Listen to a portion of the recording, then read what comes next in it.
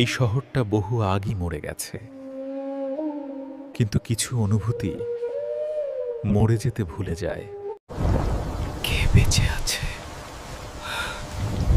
সে zombie, কিন্তু তার চোখে হনো মানুষ হয়ে থাকার কষ্ট বেঁচে আছে। এই মৃত শহরে সে ছিল জীবনের শেষ আলো। ভালোবাসা কখনো কাছে আসে না, শুধু দূর থেকেই সবটা ভেঙে দেয়। আমরা এখনো এখানে আছি, নীরবতার মাঝে একসাথে। সে দানব হয়ে গেল শুধু তাকে বাঁচানোর জন্য।